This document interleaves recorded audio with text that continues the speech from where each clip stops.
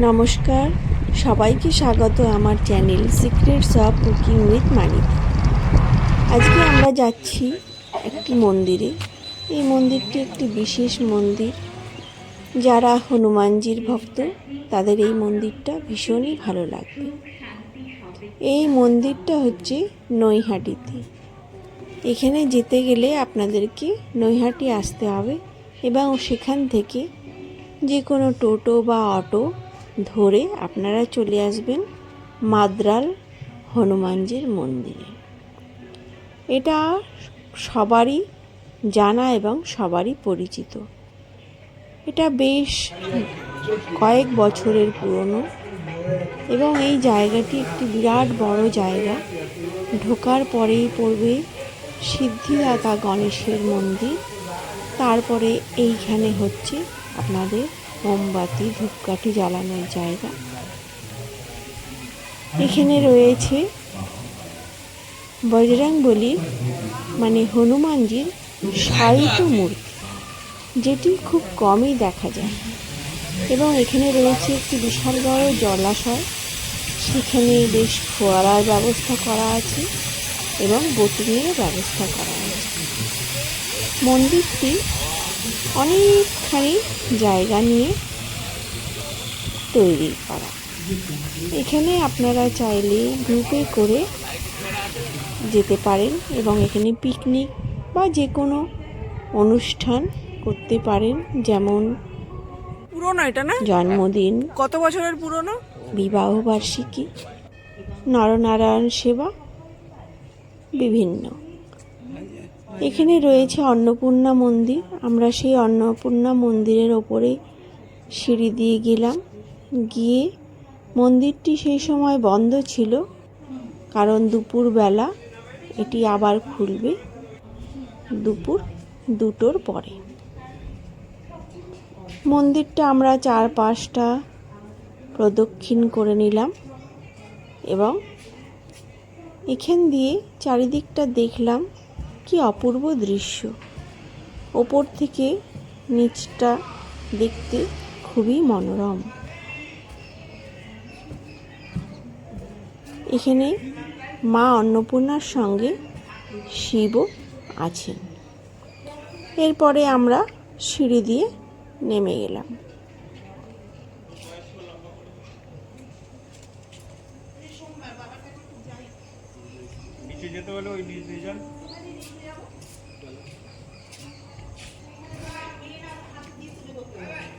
নিচে নেমে আসার পরে এখানে রয়েছে শিবজির লিঙ্গ, শিবলিঙ্গ। এই শিবলিঙ্গ দেখতে গেলে নিচে শিবলিঙ্গর গেট রয়েছে, সেখান দিয়ে ঢুকতে হবে এবং বাইরে নন্দী অপেক্ষাকরণ। এই যে মন্দিরের ভেতরে আমরা প্রবেশ করছি, এটা এত সুন্দর বানানো রয়েছে যেন মনে হচ্ছে একটা বরফের গুহা।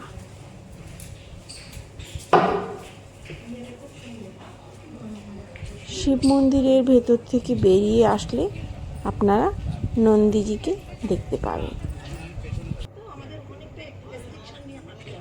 এইটা হচ্ছে শিব মন্দিরে ঢোকার গেট।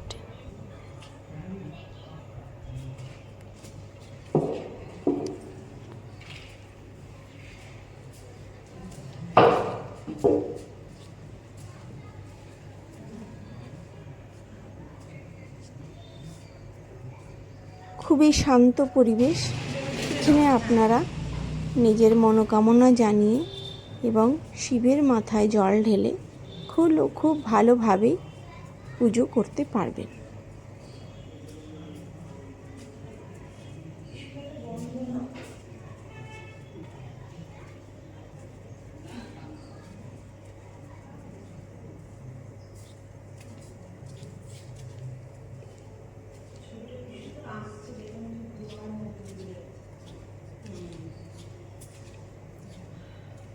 এটা হচ্ছে বাইরে বেরিয়ে যাওয়ার গেট।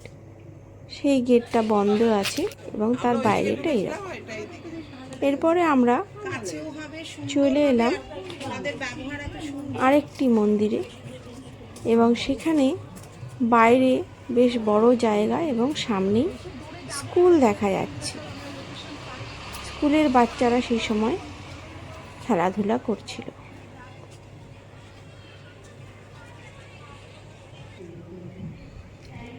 মন্দিরটি বহুদিনের, তাই এখানে মেরামতির ব্যবস্থা চলছে। এখানে বেশ বড় একখানা জায়গা রয়েছে।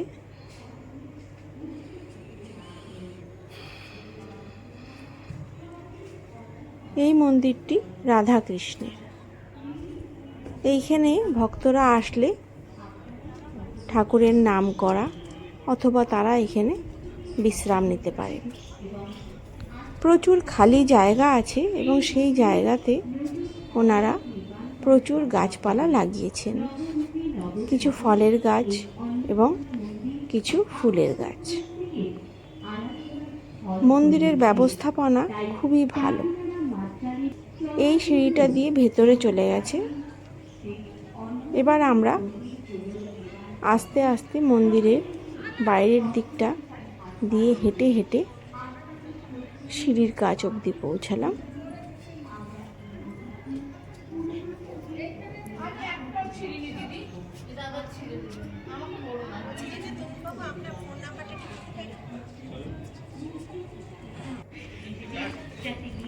এরপরে আমরা বেরিয়ে এলাম বাইরে এবং এখানে অনেক দোকান করা রয়েছে। ঠাকুরকে পুজো দেওয়ার জন্য যা যা লাগে সেই সব জিনিসেরই এখানে দোকান করা আছে। আর এখানে একটা ছোটো মতো গার্ডেন করা আছে, সেখানে নানা রকমের ফুল আছে, সিজন ফ্লাওয়ার লাগানো আছে। এইখানে আছে লেডিস এবং জেন্টস দুজনেরই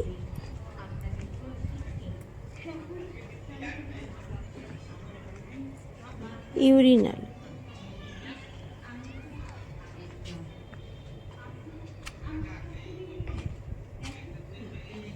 এটা হচ্ছে ওয়াশরুম। এখানে আপনারা ওয়াশরুমটা ব্যবহার করতে পারবেন, কোনো রকম অসুবিধা হবে না।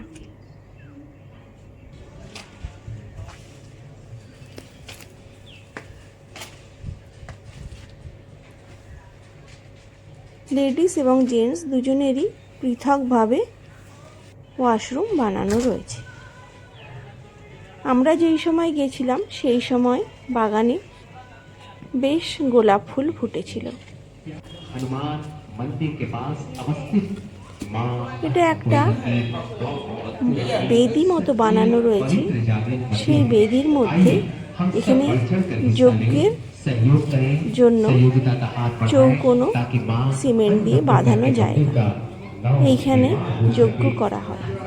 কেউ চাইলে এই মন্দিরের যারা সেবায়েত আছেন তাদের সাথে পরামর্শ করে এখানে ঠাকুরের পূজার ব্যবস্থা করতে পারেন।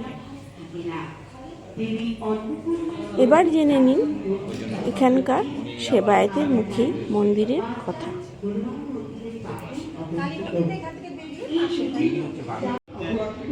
তোমার এমআইডি স্টেশনের কাছে। আচ্ছা, বঙ্কিম কলেজ যেটা বলে, বঙ্কিম কলেজ ওখানে বাড়ি। উনি সারাদিন এখানেই থাকতেন, নারপুরে যেতেন শ্বশুরবাড়ি। এই মন্দিরটা কত বছর? তখন তো মন্দির হয়ে গেছে, মন্দির বলছে তো অনেক বছরের পুরো। মন্দিরটা কিভাবে হয়েছিল?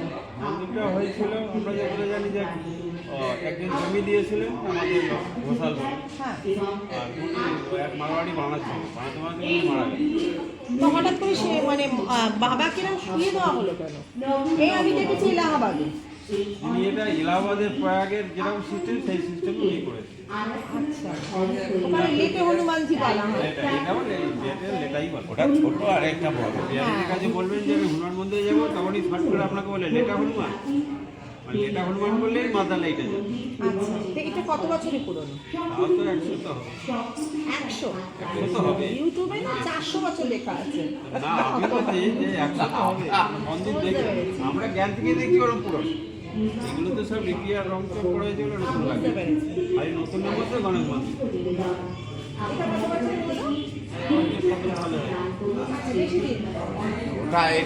এটা করার মূলে হচ্ছে এই দাদা, মানে মারোয়ারি দিনে না না এই যে আচ্ছা হরিপদ বেরা, আচ্ছা ওনার ছেলে। হরিপদ বেরা। ওনার ছেলে। ছোট নাতি সৌম্য বেরা। আমার ছেলে তো সুধাংশু বেলা, উনি করছেন, ওনারা থাকেন কোথায়? সামনে করে কালী মন্দির ওখানে। হ্যাঁ, মুলাদের কালীবাড়ি যেটা। ওটারও দান ধ্যান সব ইনি করে, যত মার্বেল ফার্বেল হাতিয়ে যাবে ওনাকে মার্বেলের ব্যবসা। বিশাল বললাম না, 4 নম্বরে বিশাল শুধু মার্বেল আছে বলে না, মাল গোডাউনটা আছে না, আরেক জায়গায় আছে হাইরোডের ধারে যেখানে অষ্টম বড় হয় সেখানে জায়গা দিয়ে জায়গা পুরো দালান বাড়ি বানিয়ে দিয়ে যাক।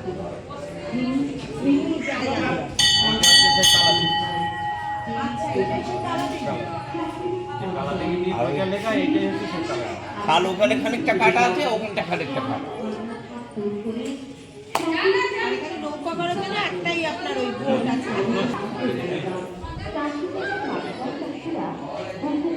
যাকে নিয়ে আসেন ওনারা তো দেখলেন, ওরাও দেখে যান। হ্যাঁ, একদম।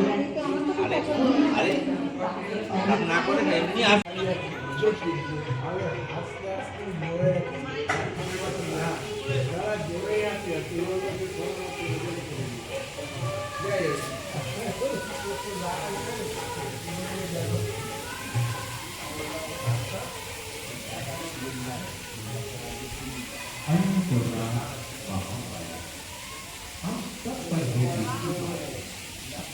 লাইটও আছে, এই দুটো লাগানো ছিল, খুলে পালিয়ে গেছে।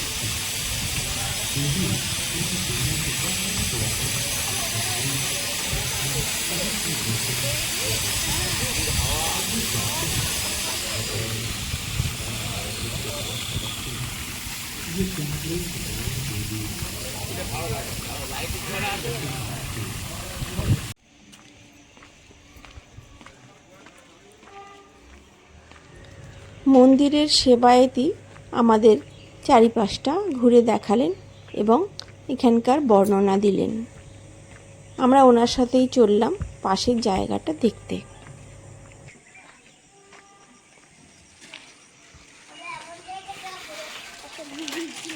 আমিও যাবো তোর সাথে।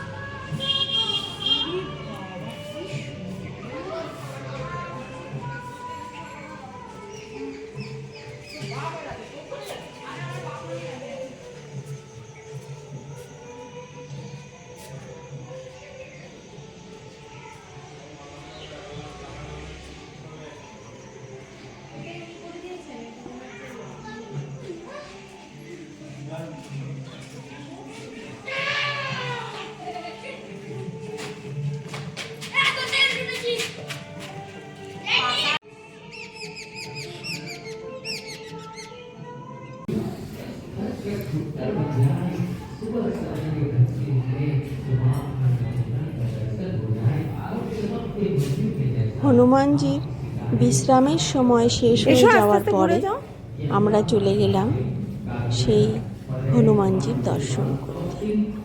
এই সেই খুব সাবধান, এই জায়গাটা এবং পিছন আছে। প্রসিদ্ধ হনুমানজির শায়িত মূর্তি। এটি খুব কমই দেখা যায়, তবে না, এখানে কিচ্ছু একটি ছিল না। নিষেধাজ্ঞা আছে। হ্যাঁ, লেখা আছে সেটা তখন হলো কিচ্ছু ছিল না। এই মূর্তিটি কোনো মেয়ে মানুষের ছোঁয়া বারণ, মানে নারীদের। তুমি আগে যাও পুপু।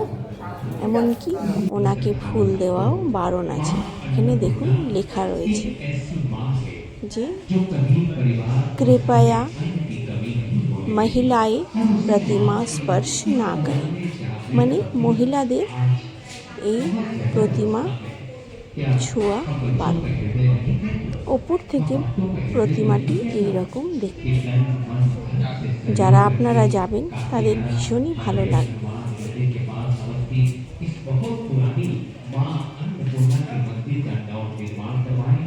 ताकि माँ सुंदर से सही धजे मंदिर में विराजमान हो और सुरक्षित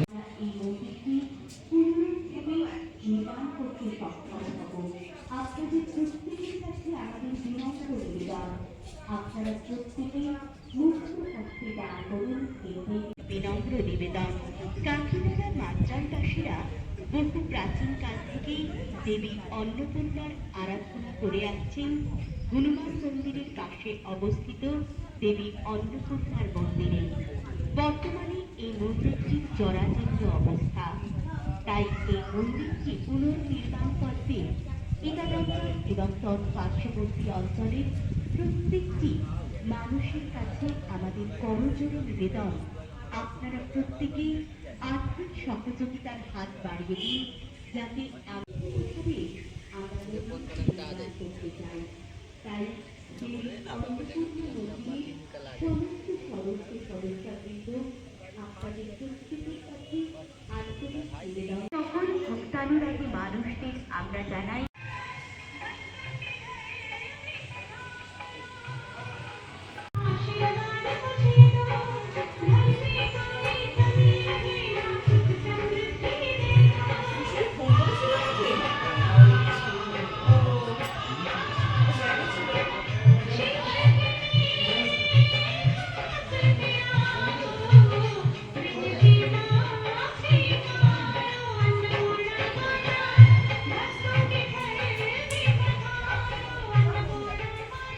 माँ अन्नपूर्णा के मंदिर के नव निर्माण के लिए सहायता करें, हृदय से दान करें, सहयोग करें, ताकि काकीनाडा नगरे हनुमान मंदिर के पास अवस्थित बहुत पुरानी जागृत सच्ची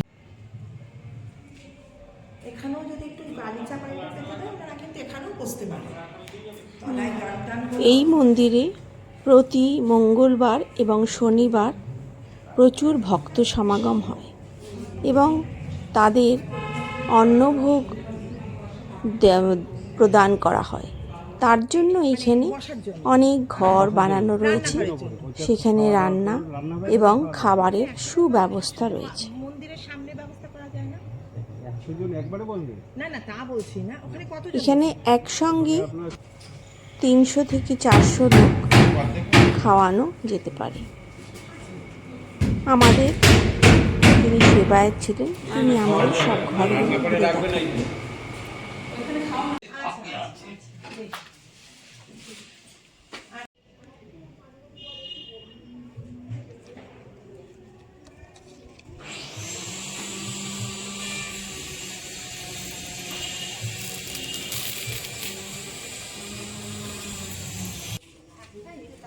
এইটা আমাদের ভোগের ঘর। এটা ভোগের ঘর না?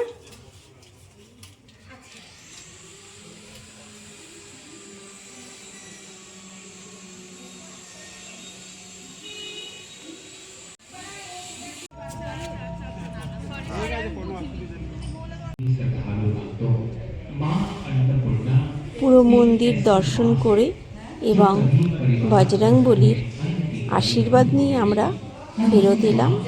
আপনাদের যদি ভালো লাগে এই ভিডিওটা তাহলে একটা লাইক, শেয়ার ও কমেন্ট করে দেবেন এবং আপনারাও অবশ্যই এই মন্দিরটি দর্শন করে আসতে পারেন যে কোনো উইকেন্ডে।